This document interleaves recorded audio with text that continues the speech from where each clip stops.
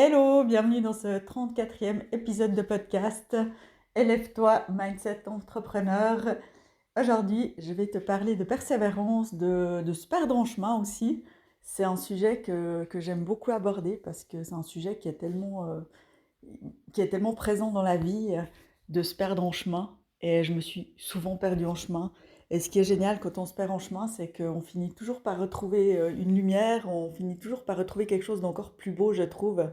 Et, et c'est en se perdant qu'on avance.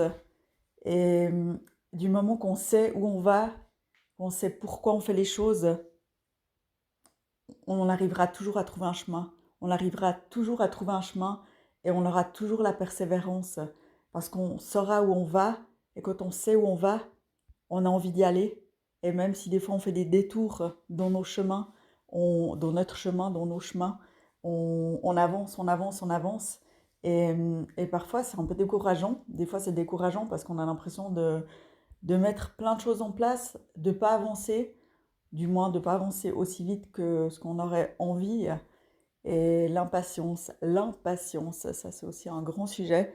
L'impatience fait que on a des fois tendance à se décourager, on a des fois tendance à se dire que tout ce qu'on fait ça sert à rien parce qu'il ne se passe rien, mais il ne se passe pas rien. Il se passe juste pas ce qu'on a envie qu'il se passe. Et il y a toujours aussi des moments où on met en route en place des actions et on a envie que tout se passe rapidement. Mais n'oublions pas qu'il existe la vallée du désespoir. Et cette vallée du désespoir, c'est justement quand on commence à mettre des choses en place. Et c'est vraiment un peu une traversée du désert où on met en place des choses, il ne se passe rien. On fait des efforts, il ne se passe rien, il ne se passe rien. Et c'est à ce moment-là où on pourrait se décourager en se disant, bah, en fait, ça sert à rien ce que je suis en train de faire parce qu'il se passe rien. Et c'est justement là où il faut continuer. C'est vraiment là où on doit continuer parce que à un moment donné, il va se passer un truc.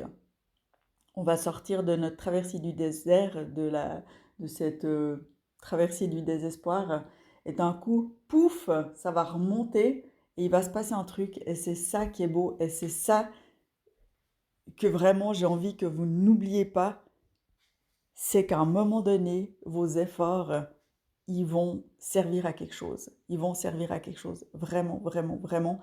Et n'oubliez pas d'être attentif à ce qui se passe autour de vous et pas seulement sur ce qui ne se passe pas que vous attendez. Si je prends l'exemple du sport, par exemple, la course à pied. L'exemple de la course à pied, quand on commence à courir, c'est vachement dur.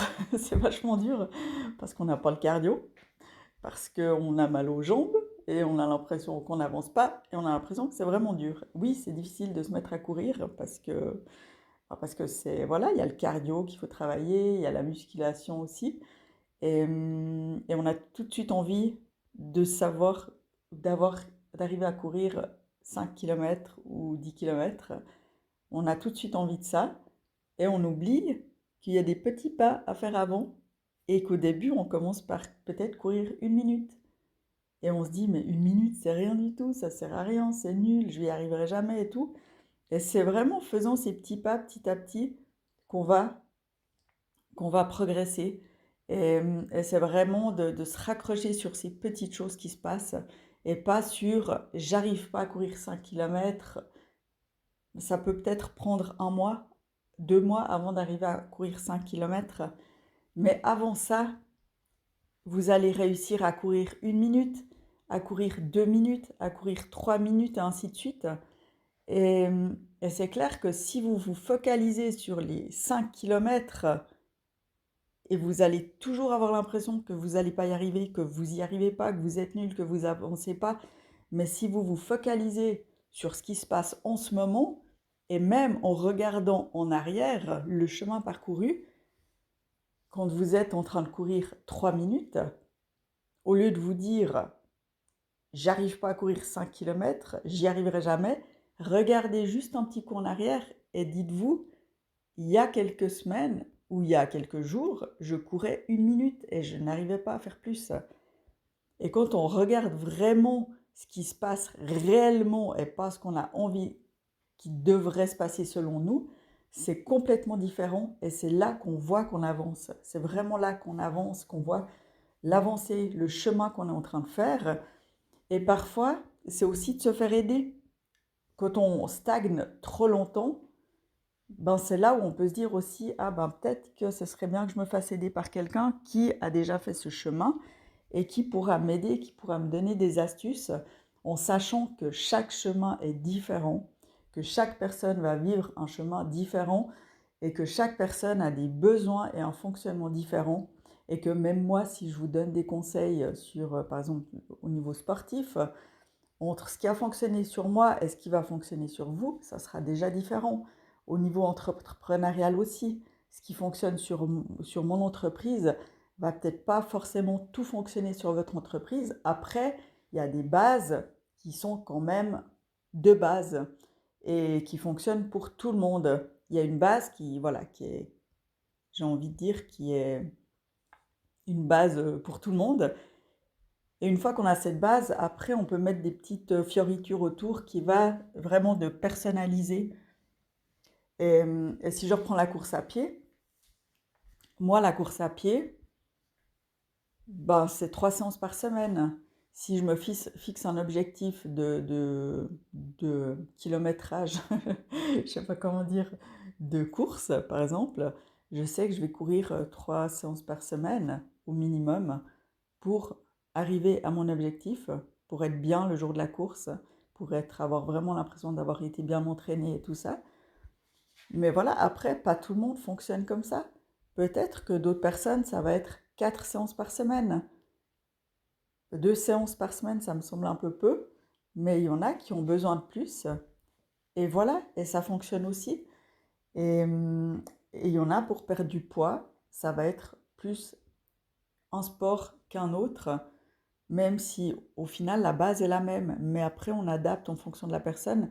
Et vous devez vraiment faire la même chose pour vous, d'avoir une base et ensuite d'adapter par rapport à vous, à votre fonctionnement, à ce que vous voulez, à ce que vous aimez, à ce que vous aimez pas. Parce que moi, je peux vous dire, ah, il faut faire 5 séances de renforcement musculaire par semaine, alors que vous détestez ça. Donc ça n'a aucun sens.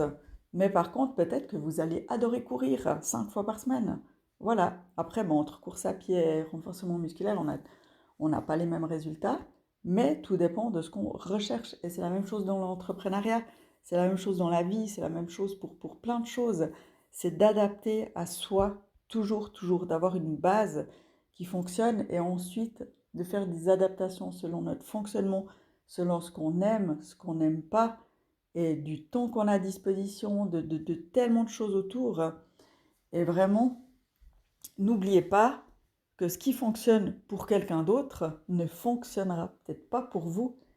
Donc arrêtez de regarder tout le temps ce qui se passe ailleurs. Vous pouvez regarder ce qui se passe ailleurs et vous inspirer et tester. Moi, j'ai testé et je teste encore énormément de choses parce que j'aime beaucoup tester des choses pour voir ce qui se passe, voir ce que ça fait et tout ça. Et après, je reviens un peu à mes bases aussi quand je vois que, bah oui, des fois j'aime bien tester pendant quelques temps, puis après je reviens à mes bases et puis c'est sympa. Donc vraiment, inspirez-vous des autres, testez, modélisez, si vraiment c'est des choses qui fonctionnent, qui vous plaisent, modélisez-les, mettez-les en place pour vous et regardez ce qui se passe et ajustez au fil du temps, ajustez au fur et à mesure, que ce soit au niveau sportif, au niveau professionnel et même dans la vie privée, ça fonctionne aussi.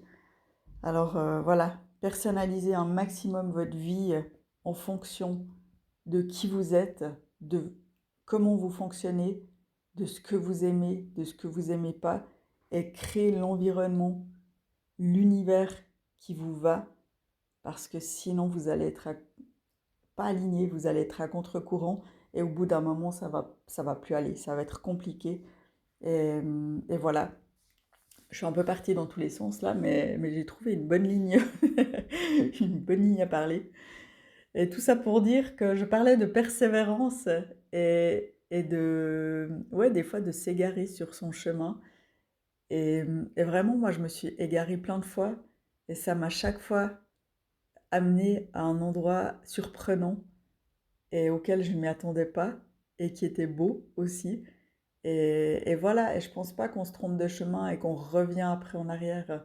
C'est vraiment, on se trompe de chemin et après, ben, on prend un petit chemin de traverse comme ça qui va nous amener vers un autre chemin. Et c'est ça qui est beau, c'est qu'on a toujours des chemins qu'on peut prendre. On n'a pas qu'un chemin qu'on va suivre. Il y a toujours plein de petits chemins qu'on peut prendre partout. Et après, c'est à nous de voir lesquels on va prendre, lesquels nous conviennent ou pas. Et si un petit chemin ne nous convient pas, hop, on reprend un autre. Et c'est ça qui est génial, c'est qu'il n'y a jamais rien qui est figé. Et du moment, de nouveau, qu'on sait où on va et pourquoi on va là-bas, et ben franchement, c'est joyeux. Et c'est là qu'on peut s'amuser sur le chemin, même si des fois, il y a des chemins, ils sont pas drôles. Ils sont vraiment pas drôles. Et des fois, on se perd, il fait tout nuit, il y a du brouillard, on sait plus trop où on va.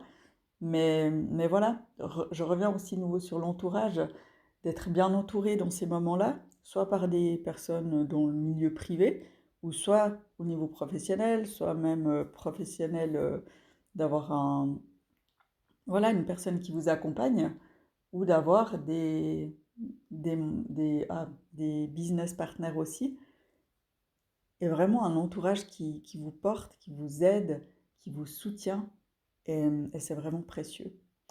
Voilà, j'ai l'impression d'être un peu partie dans tous les sens dans cet épisode, mais je pense que l'essentiel, vous avez compris ce que je voulais dire.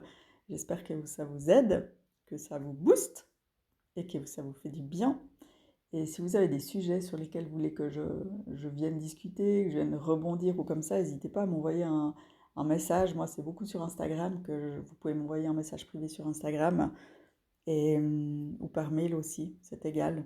Je réponds partout. Je vous souhaite une toute belle semaine. Je ne sais pas encore quand je vais publier cet épisode, si ça sera avant Noël, après Noël, je ne sais pas. Mais dans tous les cas, ça sera avant la fin de l'année. Donc moi, je vous souhaite une très très très très très belle fin d'année 2024.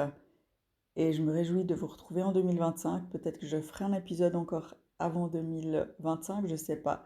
Mais dans tous les cas, une très belle fin d'année à vous.